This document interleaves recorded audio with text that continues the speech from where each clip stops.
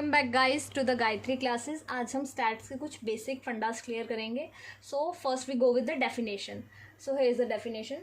It is a branch of mathematics dealing with the collection, analysis, interpretation, presentation of numeric data. So आज तक हमने जब भी stats पढ़ा वो हमने मैथमेटिक्स में पढ़ा। जब भी हमने स्टैट्स देखा it's just like a numeric number और अ न्यूमेरिक डाटा, हमने ये पढ़ा। But what does actually stats means? Stats क्या है? Stats is a branch of mathematics. Stats क्या है? Stats is a branch of mathematics जो कि किस में डील करती है? Which deals in numeric data. Numeric data. But यहाँ पे हमने क्या देखना है कि सभी numeric data is not the stats. The numeric data which deals with the numeric data which deals with collection, analyze, interpretation and presentation of numeric data, उसे हम stats कहते हैं। ठीक है, जैसे हम एक एग्जांपल ले लेते हैं। मैंने कुछ भी नंबर लिख दिया, लाइक मैंने लिख दिया 1। This is a numeric number, but do we call it stats? हम इसे स्टैट्स कह सकते हैं? नहीं, this is not stats. Why? Because it is a simple numeric number, क्योंकि एक simple numeric mathematical number है। ये ना तो डील कर रहा with the collection, not dealing with the analysis और interpretation. Basically it is not a data, it just a number, it just a one number which doesn't deal with all this components. So क्या होता है stats को हम क्या और भी क्या बोल सकते हैं? It means quantitative information and quantification of facts and financing। ऐसी इंफॉर्मेशन जो क्वांटिटेटिव हो, जिसे हम मेजर कर सकें। ऐसी ना हो जो क्वालिटेटिव इंफॉर्मेशन हो, वो इंफॉर्मेशन जो क्वांटिटेटिव हो, which can be measure and quantification of the facts and financing, जिसे हम बता ना सके, जिसे ऐसा हो जिसे हम जिसकी बात भी कर सकें और उसे मेजर भी कर सके, उसे हम क्या कहते हैं? स्टैट्स। ठीक है, और सबसे इम्पॉर्टेंट चीज़ जो आपने स्टैट्स में हमेशा अपने दिमाग में रखनी है, that all stats are data but all data is not stats. कि सभी डाटा, मान लो मैंने यहाँ पे कुछ आपको डाटा प्रेजेंट करके रख दिया कि this is the number of boys, this is the number of boys and this is the number of girls. So अब क्या इस डाटा को आप क्या एक स्टैट्स कह सकते हो? नहीं, हम इसे स्टैट्स नहीं कह सकते जब तक हम इसको अच्छे से, इस पूरे डाटा को कलेक्ट करके इसे एनालाइज ना करें, या हम इसे कभी इंटरप्रिटेट करके इसकी कुछ प्रेजेंटेशन या इसका कुछ हम निकाल सके, उसे तब तक हम स्टैट्स नहीं कहेंगे। It just a numeric data for us. So हमेशा हमें एक चीज़ ये याद रखनी है, that all stats are data. जितना भी डाटा है, जो भी डाटा है वो स्टैट्स नहीं होता, पर सारा स्टैट्स डाटा होता है। स्टैटिस्टिक दो तरह का होता है, प्लूरल नाउन और सिंगुलर नाउन। तो आज हम क्या पढ़ेंगे? आज हम प्लूरल नाउन पढ़ेंगे। जो सिंगुलर नाउन है वो आप अपने 11th क्लास की बुक में पूरा सिंगुलर नाउन ही पढ़ेंगे, जो कि बहुत बड़ा है। तो आज हम प्लूरल नाउन को कवर करेंगे। सो प्लूरल नाउन स्टैटिस्टिक क्या होता है? प्लूरल नाउन स्टैटिस्टिक क्या होता है? It is a information in term of numerical data और नंबर्स। क्या है ये? एक ऐसी information which is in the term of numbers और न्यूमेरिकल डाटा, जिनका ऐसी इंफॉर्मेशन जो हमारे पास न्यूमेरिकल डाटा के फॉर्म में हो या नंबर के फॉर्म में हो। फॉर एग्जांपल जैसे हम देखेंगे population in the states, population stats देख लें इन अ स्टेट्स, या फिर हम देखेंगे employment statistics in a state. कि पॉपुलेशन का स्टैट्स जैसे अब हम देखें कि what is the ratio of the population, that how many males are there and how many females are there, the population stat. और ये पॉपुलेशन का जो स्टैट्स है वो किस फॉर्म में होगा? या तो न्यूमेरिक फॉर्म में होगा या नंबर डाटा की फॉर्म में हमारे पास स्टोर्ड होगा। सेम हम अनएम्प्लॉयमेंट का देखें या एम्प्लॉयमेंट का देखें कि कितने लोग एम्प्लॉयड हैं, कितने लोग अनएम्प्लॉयड हैं, तो ये डाटा कौन सी कैटेगरी में आता है? ये आता है प्लूरल नाउन की कैटेगरी में।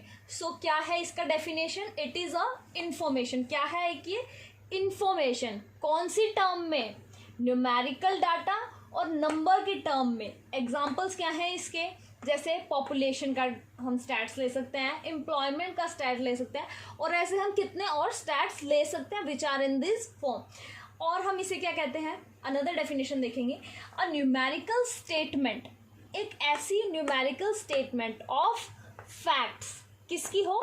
फैक्ट्स की हो, ऐसे ही नहीं कोई हवा में बात, प्रॉपर फैक्ट्स हो। फैक्ट्स कैसे बनेगा? कि हमने प्रॉपर एक रिसर्च करी हो, हमने एक सर्वे कंडक्ट करा हो टू कलेक्ट द इंफॉर्मेशन, एक अच्छे से इंफॉर्मेशन हमने कलेक्ट करी हो, उसको फिर आगे प्रोसेस करा हो, कलेक्शन। जैसे कि अब हमने डेफिनेशन पढ़ा था स्टैट्स का, that first we do classification, collection, फिर देन हम एनालाइज करते हैं, देन प्रोसेस गोज ऑन।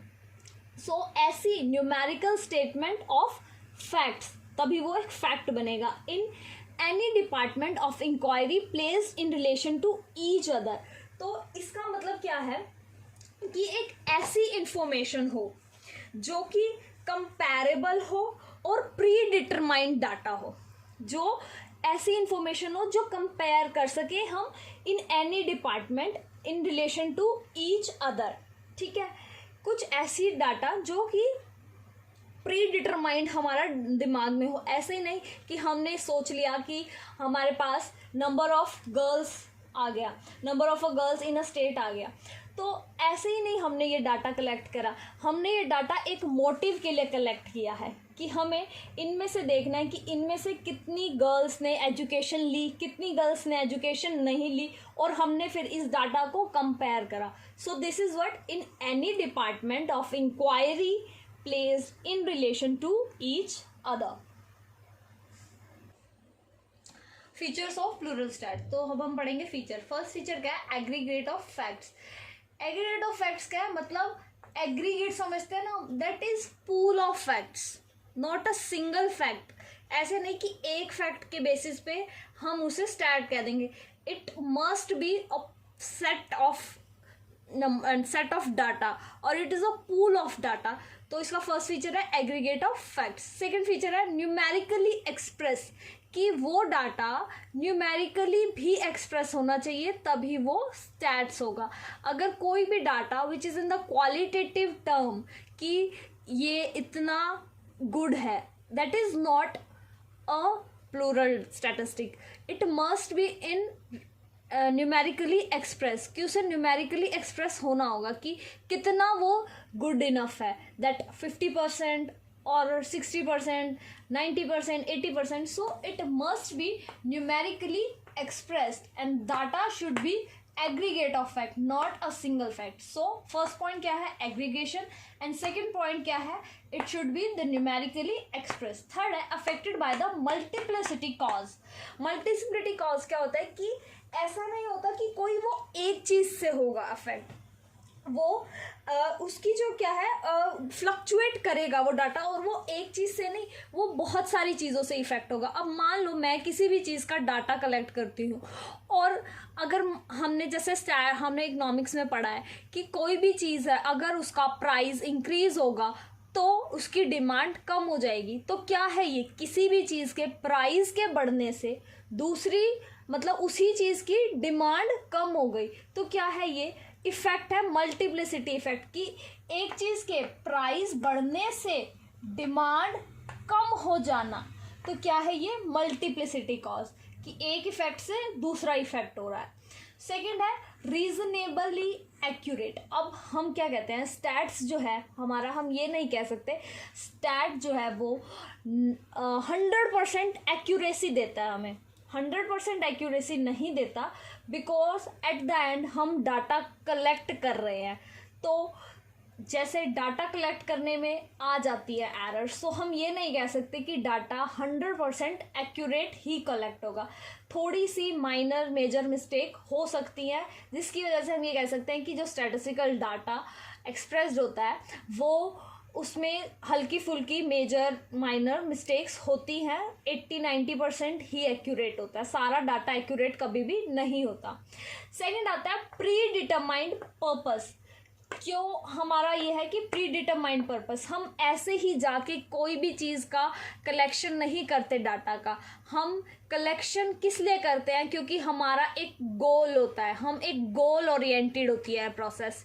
क्या होती है स्टैटिस्टिक प्रोसेस? एक गोल ओरिएंटेड होती है। हमारा एक गोल होता है किसी भी प्रोसेस को कंडक्ट करने का लिए, और वो गोल क्या होता है? This is goal is pre determined. वो हम पहले ही डिटरमाइंड कर देते हैं कि हम अगर कोई भी डाटा कलेक्ट कर रहे हैं तो उसके पीछे क्या रीज़न है।